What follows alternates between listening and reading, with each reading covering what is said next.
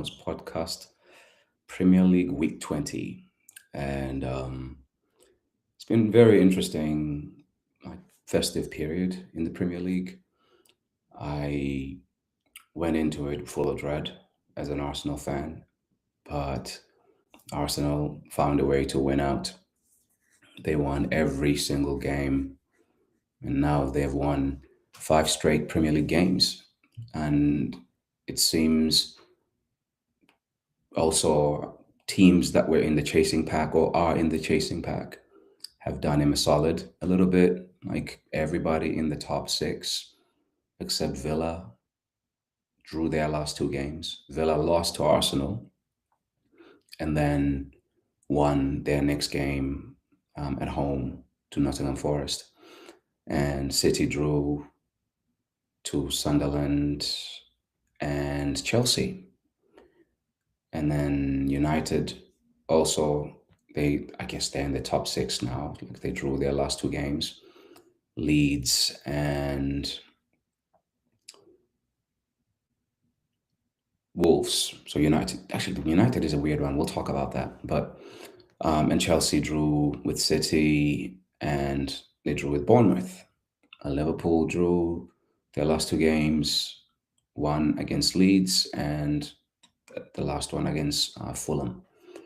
So Arsenal are looking good for now. Obviously, the next game is a very tough one against Liverpool because Liverpool is a team I think that will find the way Arsenal plays a little bit better compared to some of the teams that they've struggled against. I think Liverpool have struggled because they've played against teams that give them the initiative and sirens. So, teams that let you have the ball and like try to break on you. I think Liverpool struggles with that. I mean, I've heard Arsenal fans talk about how Arsenal is struggling with the low block. To be honest, I think in a league where you have elite athletes in all teams, anybody will struggle against the low block. And you will need a set piece to break it through, or you will need a mistake that you will then capitalize on to break through. So I don't think it's damning to struggle against the low block from time to time because I think everybody does. I think that's one of the reasons, for example, Manchester City, who are one of the most comfortable teams on the ball, very well coached patterns and ways how to break down an opponent that sits deep, and they've drawn their last two games. And actually against Chelsea, giving up higher XG than City were able to create themselves. So I think the Premier League has a mid block, low block struggle, period. I think teams are realizing in order to equalize the lack of qualities that they may have going forward is by making sure that defensively they don't take any shortcuts. They don't cut corners defensively. And the teams that do, West Ham, they get exposed. And we'll talk about game by game, but I just wanted to kind of like talk overview is what I'm seeing here. Teams that are drawing games and staying in games. And the example of this is Sunderland, right? Sunderland has lost 6 players to AFCON and they haven't lost all the way through the festive season. The problem is they've drawn 4 of their last 5 games. Their last win was 5 games away. So, but Sunderland is a great example of what I'm talking about. A team that, that is very well coached. They have a good defensive structure that they all understand and commit to, and then they build from there. But first game of the weekend was Aston Villa 3 for Nottingham Forest 1.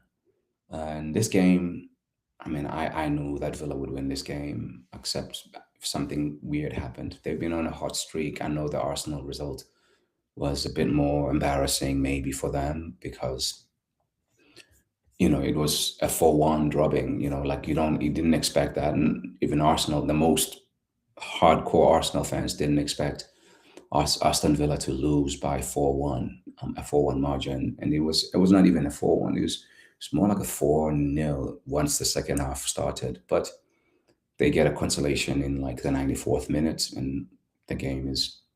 But in this game, you know, they did the Villa thing, and Villa Park was right behind them, and rightfully so, because this team has done a lot of good for that fan base this year, winning 11 straight in the league until they stumbled at Arsenal, and then they bounced back in emphatic fashion. I know the keeper helped them out a little bit with that second John McGinn goal where he hurts himself. Um, I think his name is Victor, big guy in the goal for Nottingham Forest. Nottingham Forest, after also experiencing a bit of a rise under Sean Dyche, they seem to have now been hitting a bit of a rough patch. So one will hope that they find a solution, but I don't know. I don't know. I haven't seen Sean Dyche with this many talented players in his team. So like this is one of the things I'm curious to see about him, because he's always complained about like having less resources and that he wants to have talent on his side. And in this Nottingham Forest team, he does. I think this is the best set of players he's ever had to work with.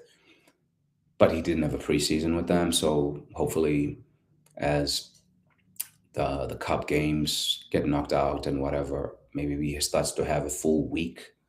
I think Daesh is better as a coach when he has a week to work on what he's going to be doing at the following weekend. And I think he's not used to. I mean, obviously he's played in England and played in the three game, every 3 days a game, but mainly in the festive season. Whereas with Nottingham Forest, he's also in Europe, and so like I don't know how much coaching he's had been able to do. So I think I'm going to hold my judgments on that one. I think Forest should be fine, because I think Sean Dyche has done more with far less. But what's going to be interesting is whether he'll be able to keep his team happy by trying to hold on to the ball a little bit better as well.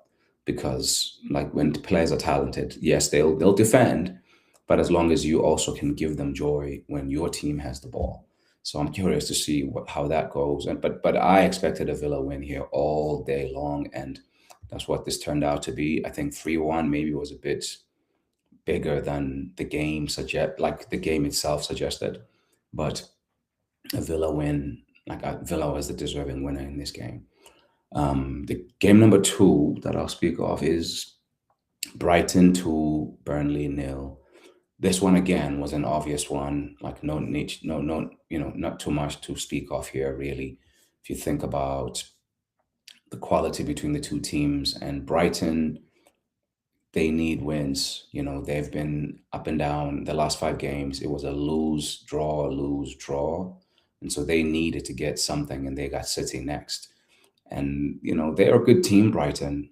But the problem is for them, they don't consistently put teams away.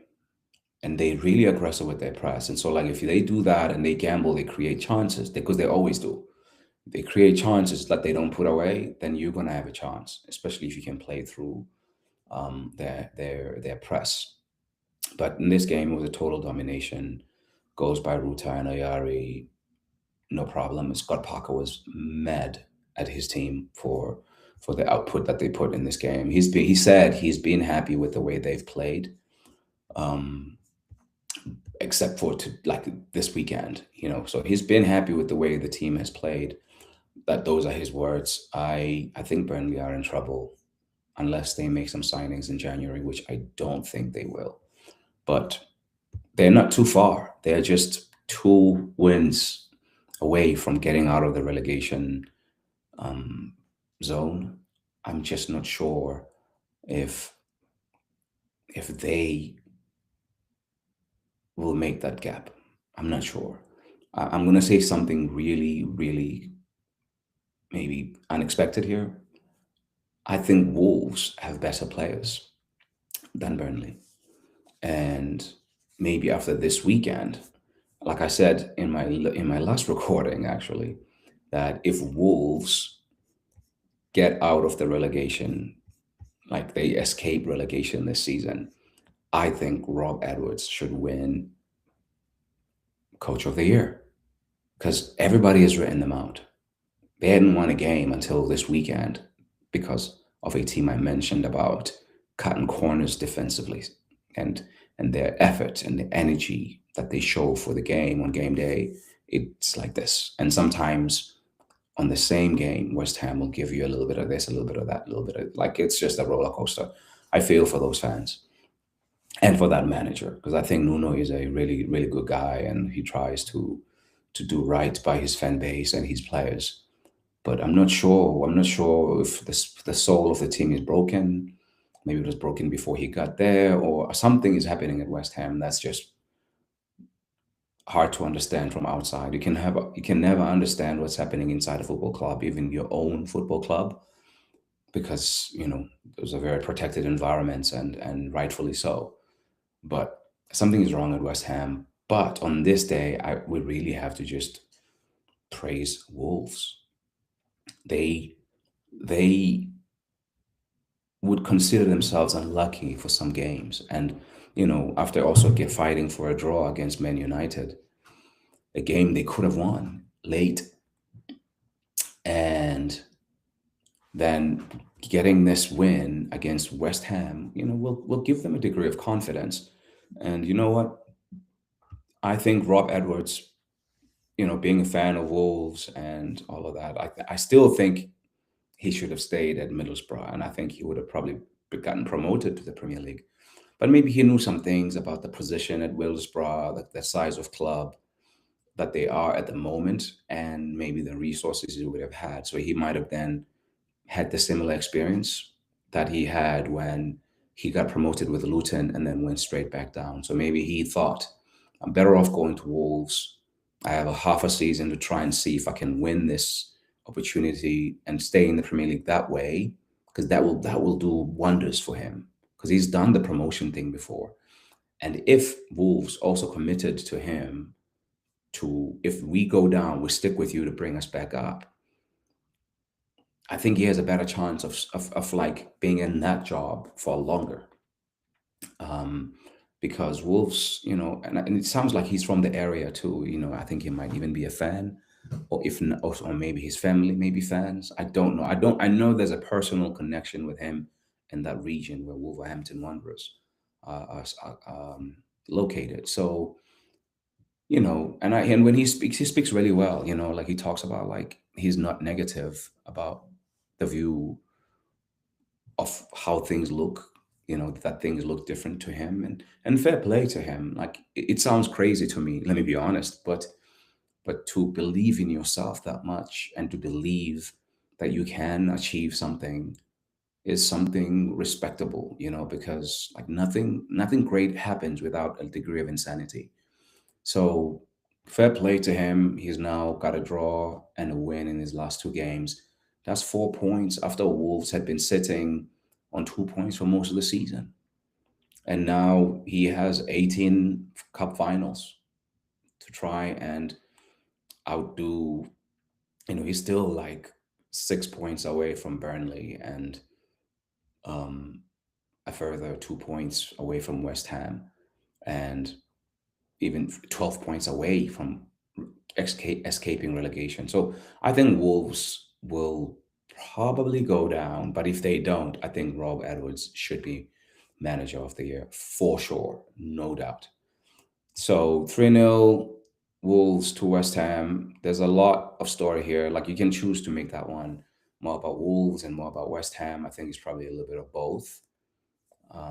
West Ham, I'm worried for them, and it sounds like they may be looking towards sacking Nuno, which is kind of crazy, actually. Like the merry-go-round, managerial merry-go-round that's happening in the Premier League right now. It looks like it's the NFL season, but NFL, at least the season just ended. So you're firing people at the end of the season with a plan for the new season. But Premier League's season is just going bananas. Um, anyway, next game is Bournemouth 2, Arsenal 3. This one was was a good watch for the so-called neutral, right? Because there was this whole thing of like, yeah, If you drop points, City got Chelsea. Chelsea don't have a manager, and obviously Aston Villa had won earlier on in the day to cut it back to 3 points. So over to you, Arsenal. And Arteta did a very good lineup.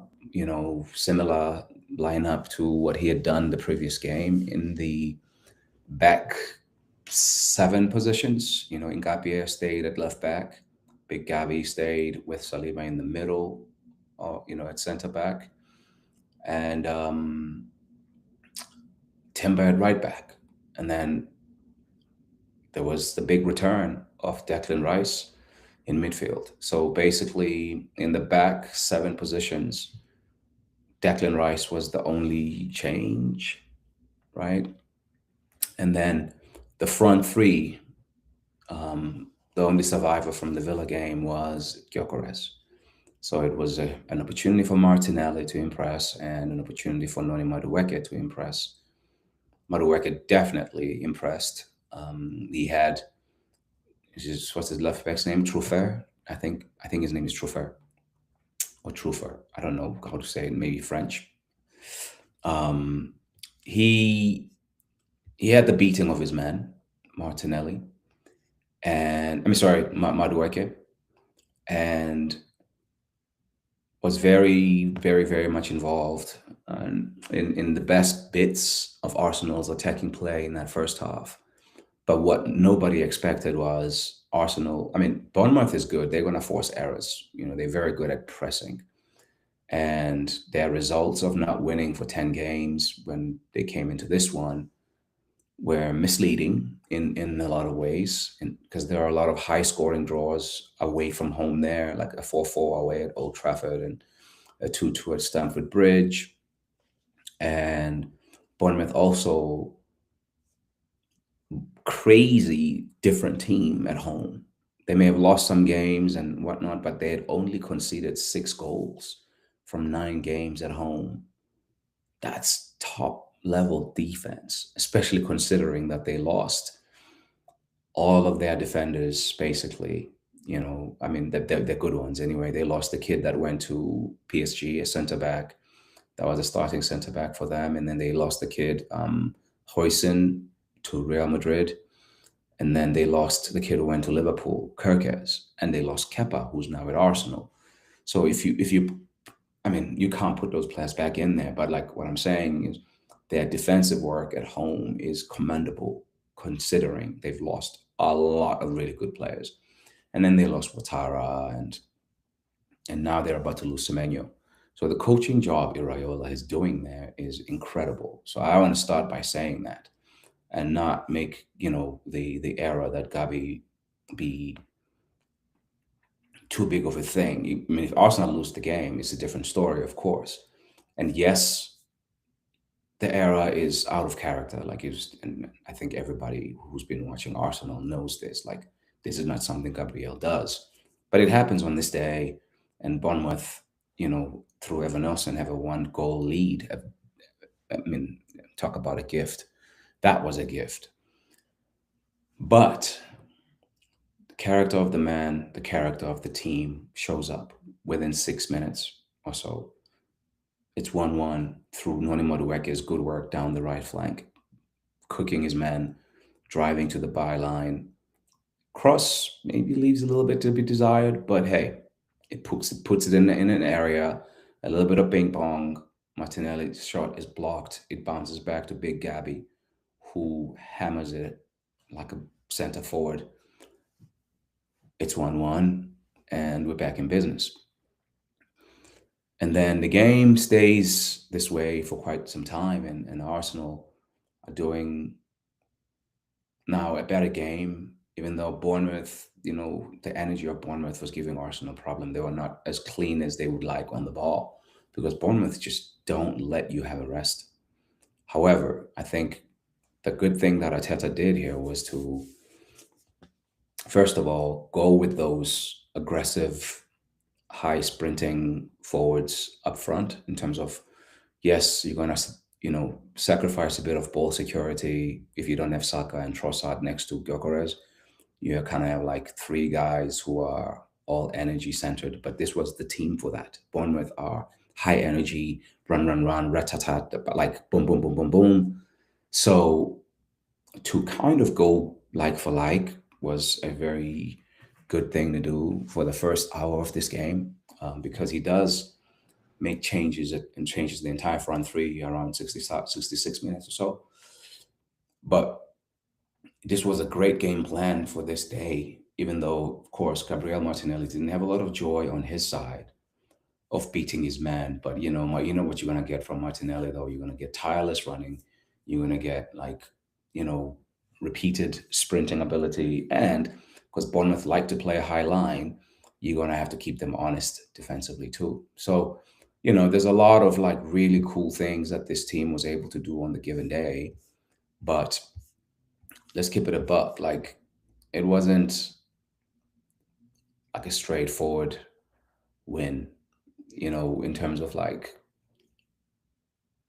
Arsenal was just like very efficient and they were comfortable throughout this day. I don't think I think it was uncomfortable in terms of like the duels, outside of Noni Madueke and maybe one or two others. Like the dueling of the game was very uncomfortable. The score and like the nerves as a watching fan, I was a bit more calm than I normally would be because I trusted the team and I knew what we had on the bench. But watching it, like they were really in the contest, like they were fighting for the ball, and they were outmatched quality wise, but effort wise, they were really right up there with us. And so I'm glad that Arteta went with a team that was different, especially in the front line, because you can't run out to the same guys every 3 days. Arsenal are going to have 9 games in January, including this last one against Bournemouth. So Madueke took his chance with both hands, and Martinelli, he had a decent game too. Like he didn't like, set the place alight, but it didn't do the things that you want your left wing to do in terms of like threatening. But he was busy, he saved 70 minutes from somebody else. So like and also like he's out of rhythm, out of like out of having not played through a lot of the Arteta stuck with the same starting three for the previous few games. So the last time Martinelli, like, I might be wrong, but I remember him starting and having a great game against Palace. I don't think he started another game. That was December 23rd, December 22nd. So between now and then, like he hasn't like had a long run at teams. So point I'm trying to make here is tactically and kind of like personnel wise, Arteta did all the right things here. And Arsenal actually, like, when Martinelli goes off and the front three, they're leaving us with the lead, 2-1 up. So as a coach, you're happy with that. I think you kind of have to take that and be like, okay, Gabby didn't have his best day, but hey, you know what? He gave us like minutes we can trust, and we were good with him on the pitch. We were 2-1 up, and you can't ask for more than that. You really can't. So then after that, you have, like, get Declan Rice 2 goals. I have to talk about that. The midfield three of Declan Rice, Subimendi, and Martin Odegaard. I can't think of a three in the Premier League better. I can name you individual players who may be better than one or two of them, or maybe all of them I could find in different teams. I don't know who I would say is better than Rice in this position right now. But maybe if you like another player over Odegaard, you might think they're better. If you like another player over Zubimendi, you might think that. But as a collective, that's a very formidable unit. And Arsenal uh, are going to achieve special things if those guys play over 90% of the remaining games this season. If the games that they miss being like rest games, if you can keep those three guys available for the remainder of the season, obviously alongside some other key players, Saliba, Gabby, big Gabby that is, Timber and Saka, you can kind of work around the other positions. We're definitely missing Calafiore, but Nkapia is also doing a good enough job that you don't, like he can lock people down and he can run up and down the left flank as a left. I like him better as a left back, and so he's been good for Arsenal. And yes, him and Martinelli as a combo maybe didn't have enough reps to be able to get used to one another. It looked at times that they were standing on top of each other on the left flank, but with reps you get that right, and maybe when you have Eze in there and Nkapia behind him, maybe that's a better thing because Eze is more like Trossard. He will drift inside, and then that will give Nkapia the time to go on the overlap. He's not as I don't find him to be as effective in Nkapia as an underlapping or kind of like inverting, even though he's comfortable in the middle. But I don't think he's as comfortable as a Calafiore or as a Lewis Skelly in the interior kind of zone 14 zone area in the attacking third. So, Big Gabby redemption arc in 6 minutes. We do the business. And Arsenal were just really playing like a team that's really confident and full of trust within themselves at the moment. And fair play to Bournemouth for trying to make a fight of this, and they definitely did that. And Gyökeres, another game without a goal, but you know the weird thing about Gyökeres is that Arsenal win the games he starts. They've won of the 15 Premier League games he started, they've won 13. Of the 5 games he didn't start, they won 2. Now, I'm not saying it's because of Gyökeres only, but there's a maybe here people are trying to make correlation into causation. I'm not saying he's the cause, but I'm saying he clearly is not hurting the team when he plays. You know what I mean? Like you can't say a striker, not scoring goals is a good thing for the team. I don't care how many, like how well the team is doing. That can't be a good thing for the team. But at the very least, it's neutral. You know what I mean? It's like it's a balance on the spreadsheet at this point because he clearly is doing a lot, and people like Declan Rice are coming up speaking, with high praise and speaking quite effusively in complimenting him for what he's doing for the team. And that's, of course, like you have to respect that. I don't think that's lip service from someone like Declan Rice to be speaking that way of Gyökeres, but I do think um, he has to start scoring goals at some point. Otherwise, he's going to lose he's going to lose game time if he doesn't start scoring goals, especially if the other two guys get fit and stay fit. But we can't also be snobs and not, be appreciative of what work he's done. I think without him this year, even though he hasn't scored a lot of goals, I think that the picture looks different for Arsenal. Merino is good, but I don't like the idea of playing him week in week out like we've had to play Gyökeres week in week out in number 9. He's a good guy. He does a lot of sacrificial work for the team, which opens up opportunities for others to play. Of course, you want more than that, but right now, what he's doing is not hurtful to the team. So Gyökeres, I hope you get your goals soon, brother, because we need them. But um, right now, you're doing some really important work for the team, because we don't have another striker who can do what you're doing right now, like playing 90 minutes or 70 minutes every 3 days.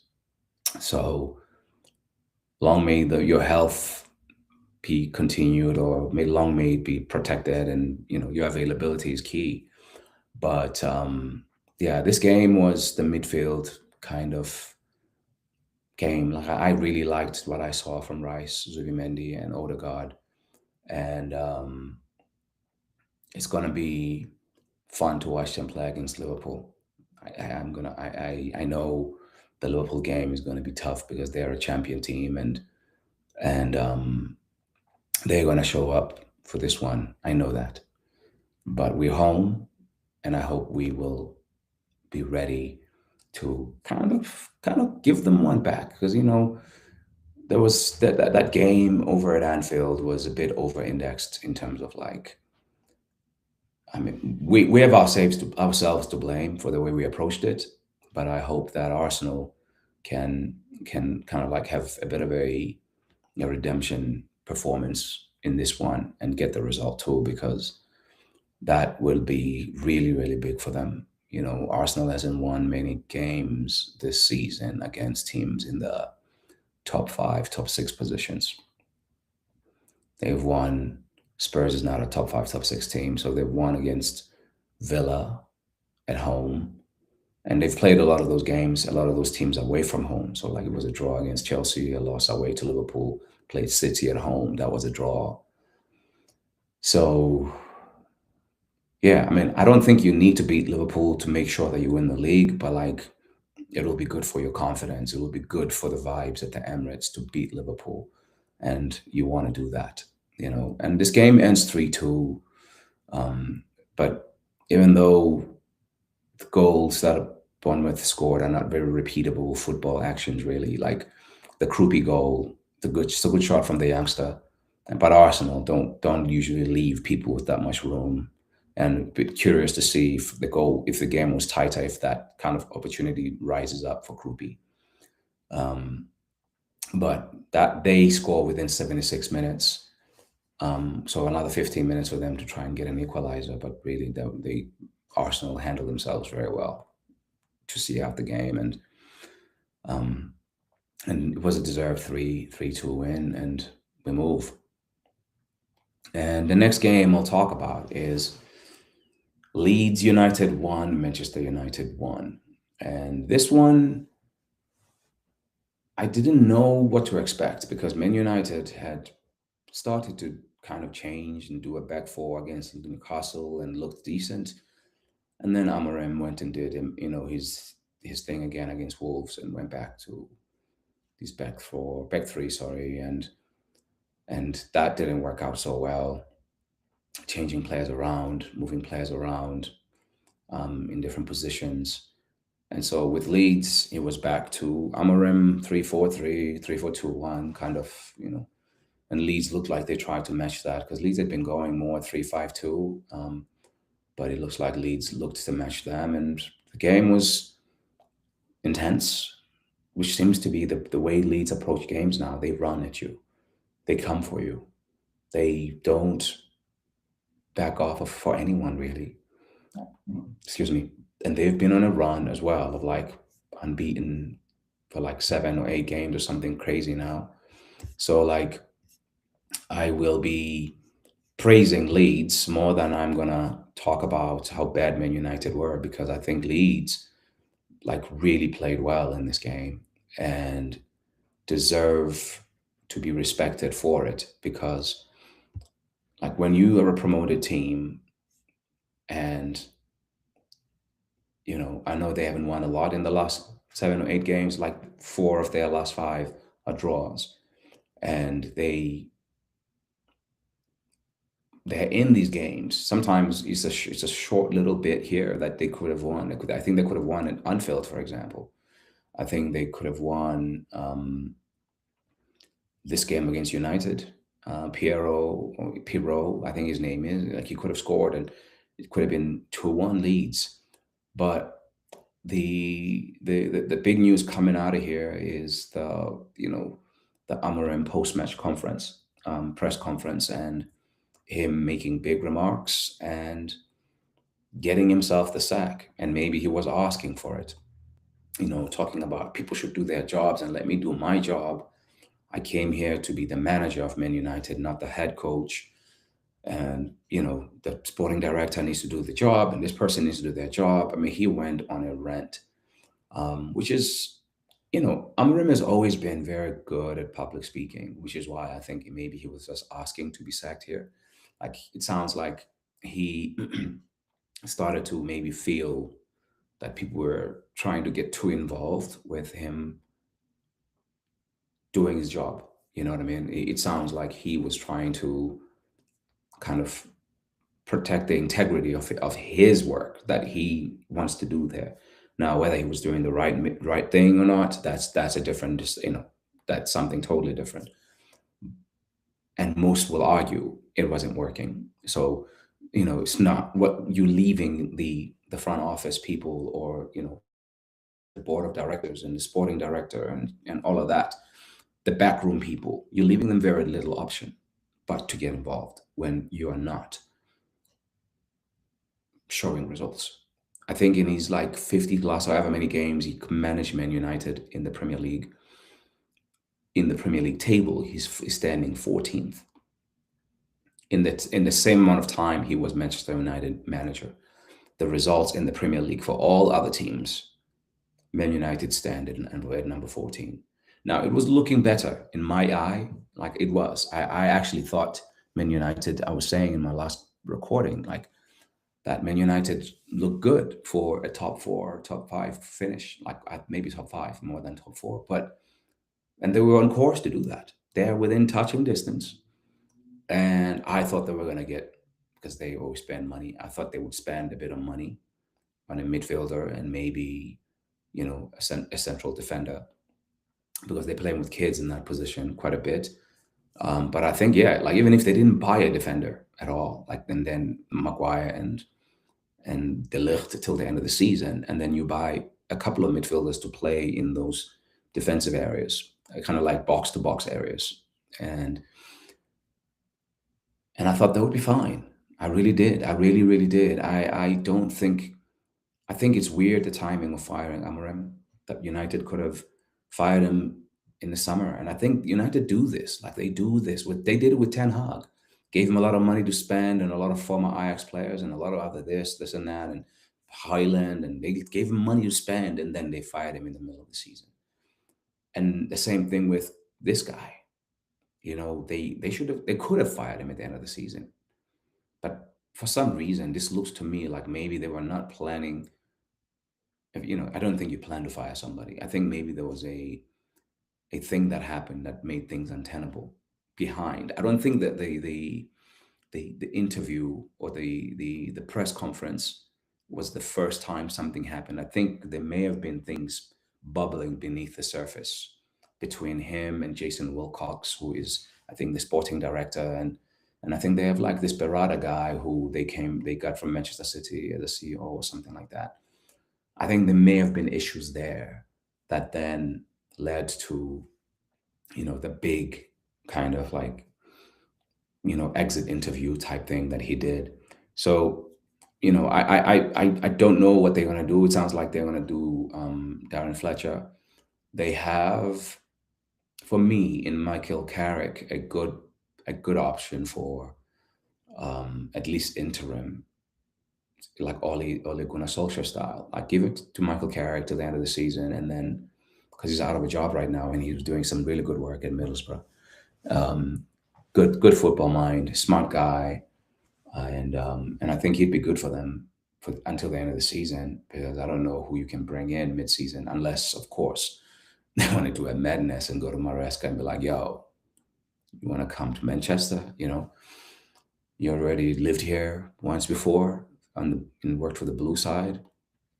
Because I think Maresca is a really good coach as well. I mean, he's just a bit abrasive too, though. If you think, Amorim was out of order for speaking like that, and I think um, Chelsea guy, Maresca is just as explosive with his interviews or press conferences. He can be a little bit off the cuff and out of script, as he has been accused by his employers at Chelsea. Um, but the game that he really was a lot more fun to watch was Everton two consolation goals, Brentford four. Really, Brentford annihilated Everton here. I was shocked that they did it to Everton this badly at Everton's ground. Because Everton are usually, if not anything else, Everton can be very disciplined defensively. But Brentford were able to find their way through them, and a hat trick for Igor Thiago, who at this point looks like he's not going to be at Brentford next year, because the way he's going right now, yeah, it's crazy. it's crazy what Keith Andrews has been able to do there. And Mehmet Ali, another Arsenal plug, he was the under 23 coach at Arsenal. He's an assistant there, and they're doing good work then at Brentford. I'm not saying Arsenal are the reason Brentford is doing well. I think Keith Andrews and his coaching team and the club Brentford deserve praise for the way they've responded to losing key player after key player, and then losing their manager, who we all thought was maybe the big brains, for the footballing side of things. There, it looks like they've found a way to get better with his departure. Not a shot at Thomas Frank at all, but like the fact that Brentford is doing just as well, if not better than Tottenham this year, even though they have less resources, insane. Shout out to Keith Andrews and all of that. Like they've really consolidated, um, and actually springboard. Like they've springboarded themselves from the Thomas Frank days.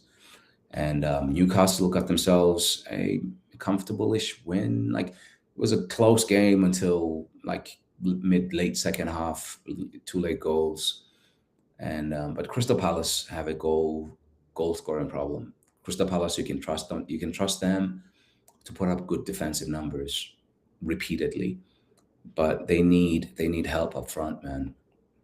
2-0 loss away at Newcastle is not embarrassing, but like that one, Newcastle I started to put together some win in the last two games, and let's see where that leads them. And Wissa is obviously starting to get more game time now that he's back and healthy, and it's helping them to rest Voltamata. And I'd be curious to see actually what Voltamata playing next to or behind Wissa would do for Newcastle if they can prepare if they're prepared to sacrifice one of their three midfield that they play with and play more like a 4-2-3-1 or more 4-4-2.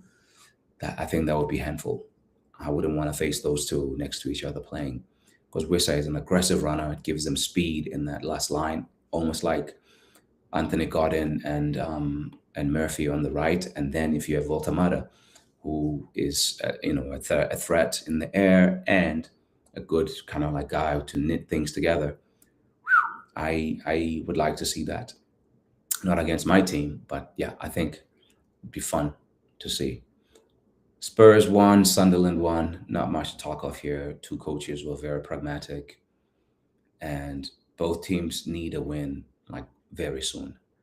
Sunderland has drawn too many games. Tottenham, mm, they also I don't know what's going on there. Like they can't seem to find a streak of results that like in their last five games is two losses, a win, two draws. And Sunderland, a win first game in the last five, and then draw the last four. Now Sunderland, I can maybe understand because they've about 6 or 7 players away at AFCON, and they've been playing tough games, and they've still managed not to be defeated, playing against teams like Liverpool, playing against teams like City, and then Tottenham. These are all teams that would be expected to win against Sunderland, and some of these games are away from home. Like, I'm sorry, like I have nothing but respect, for what they've done. So 1-1, not much to talk about there. Fulham 2, Liverpool 2. This was a mad game. This was a mad, mad game. Liverpool thought they'd won it at in the 93rd, 94th minute with Gakpo, and Fulham had other ideas. Harrison Reed thumped it from the most improbable position to score from. But hey, we're not mad at it. We're not mad at it. But Fulham I don't know. Fulham games are fun to watch. Fulham games are fun to watch. Harry Wilson, good kid. He's 28 now. I can't believe that this kid is 28 now. But like Fulham have been on a nice little run. They have Chelsea next. They've won 3 games out of their last 5, and their last 2 have been draws. 1-1 to Palace and 2-2 with Liverpool. But look, Fulham should be fine. Marco Silva is he's found a groove with this group, and when he gets his Nigerian boys, and that should help as well, because he's got a couple of guys at AFCON, I don't know if Chukwueze is gone. I think he is there as well, right? Like Iwobi and Calvin Bassey. Liverpool rested their number one striker at the moment. I mean, Isak is injured, so Ekitike was absent for this game, but expected to be available for Arsenal. So we'll see how that goes. But it was a good match week 20 in the Premier League, and it ended in a madness at the Etihad, 1-1. Chelsea doing something none of us expected. No coach. They have their under 21s in column something, and they actually had better XG. City had more of the ball because that's what they do, especially when they're playing home. And Haaland needs help. He needs help. Like, he does a lot for this team, but some of the other guys need to come to the party when teams kind of like gather around him. And Chelsea did a good job of tracking him. Every time he would run, and he was trying to kind of take matters in his own hands. And he's going to be a problem, this kid. As long as he's healthy, he will keep City in this title race, like maybe even win it for them at this point, because no one else has a player like him in the Premier League. And Arsenal, like, this whole thing of doing it by committee is cute until it isn't, right? Because you do need somebody who's going to be the guy. Like, oh, we can't get a goal here, give me the ball.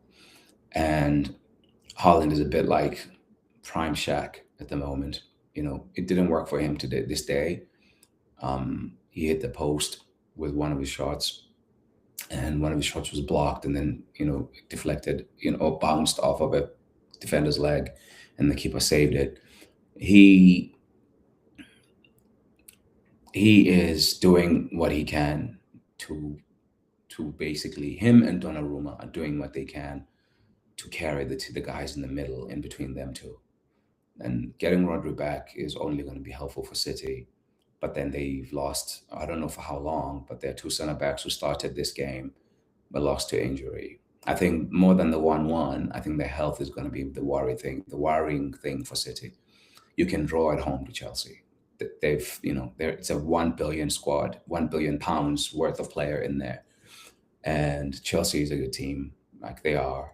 They're young and immature, not consistent, but they show up for the big games. And so they did on this day.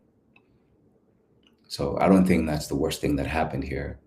I think the worst thing is if those two defenders are unwell for too long.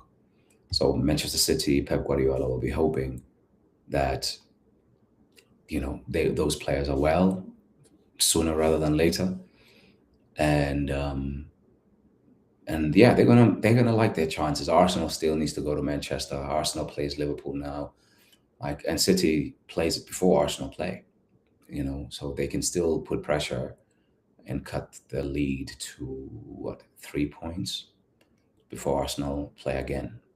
So all is not lost. We've lost Arsenal have lost bigger leads to Manchester City. I think there was a point where there was 7 or 8 points clear, and one of the seasons City won the league. So I know this is a different Arsenal, and you can't give them many more opportunities to flop, because this team seems to find answers now. They are much more of a mature, confident, well-oiled machine, and as long as they have health to the right players, it's going to take some stopping to stop this Arsenal team. But Manchester City, they will still fancy themselves, because they have a champion coach in Guardiola, and they have a couple of people who've done the whole Premier League thing before, right? So, and rightfully so. Until Arsenal have proved themselves to be worthy of being feared or respected or whatever, teams should believe that they can catch them, and that's what's going to make for a good Premier League, winter into the spring season. Anyway, that's the end of this episode of the Fully Knows podcast. Appreciate the support. Talk to you guys soon. Cheers.